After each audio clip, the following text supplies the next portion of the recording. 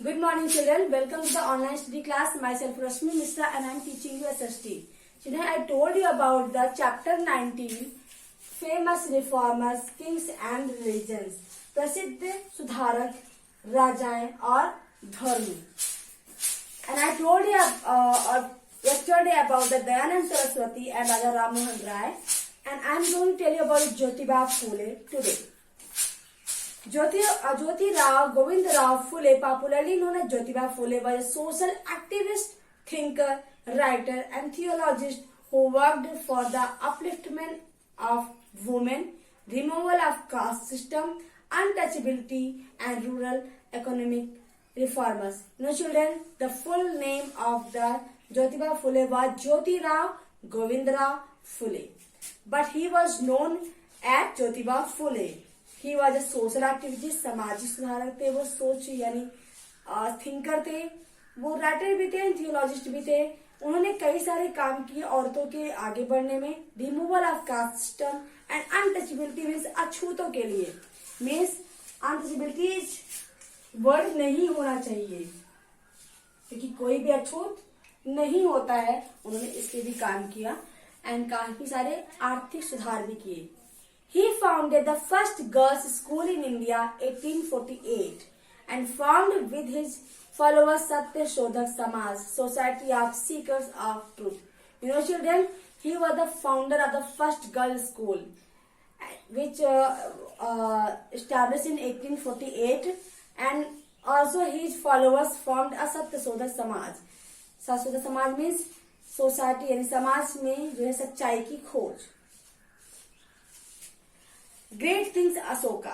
Asoka the Great was the grandson of the famous ruler Chandragupta Maurya. He fought many battles. Battle means yuddh, to expand his empire, but the battle with the army of Kalinga changed his life. You know children, the Asoka was a great king. He was the grandson of the Chandragupta Maurya and he fought many battles to expand his empire. उन्होंने जो है काफी जो है empire फैलाया, युद्ध किए और उन्होंने क्या किया, कलिंग का युद्ध लड़ा, बट कलिंग के युद्ध ने उनकी लाइफ को चेंज कर दिया. The battle ground looked like a graveyard with bodies of soldiers, main, women and children lying about in thousands. क्या हुआ था उस समय कि जब कलिंग का युद्ध हुआ है तो वहां कई सारे जो है बॉडीज, किसके, सोल्जर्स के, मैन के, वुमेन, बच्चों के, जैसे पूरा शमशान घाट में होता है वैसे पूरे लाशों से भरे हुए थे वो जगह जहां पर युद्ध हुआ था. He saw young children, widows and parents crying for their lost ones.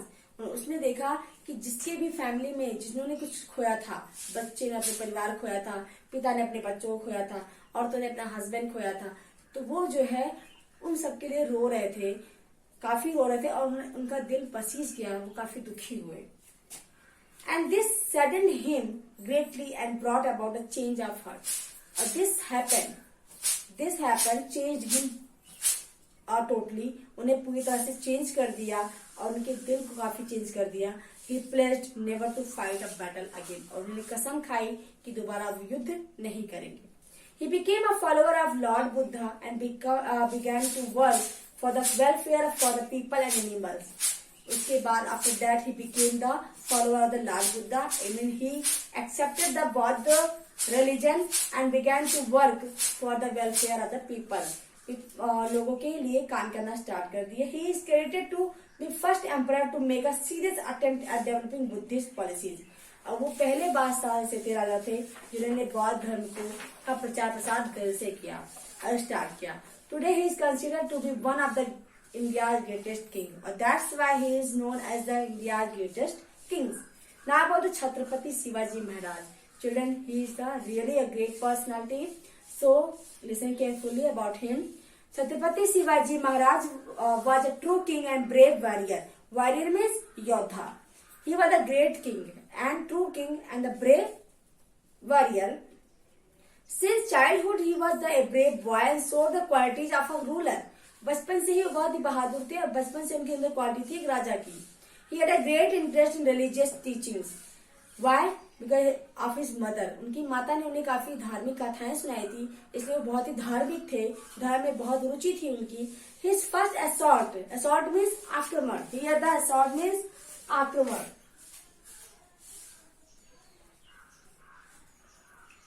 उनका पहला आक्रमण था was on the Torna fort इन पुणे, पुणे के जो है तोरण फोर्ट को, किले को पर पहला आक्रमण था। He captured the fort at the age of 16.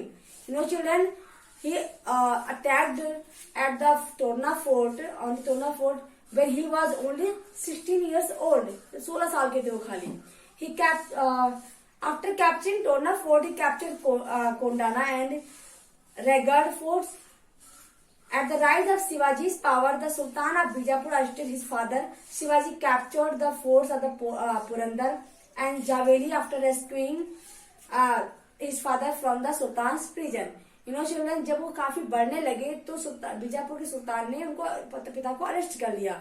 फिर शिवाजी ने क्या किया, शिवाजी ने जो पुरंदर और कुछ जयवेली जो है किलों को भी अपनी तरफ किया, जब उन्होंने अपने पिता को बचा लिया उनकी जेल से। During Shivaji's reign, the army was very efficient and dependable. Dependable means निर्भर।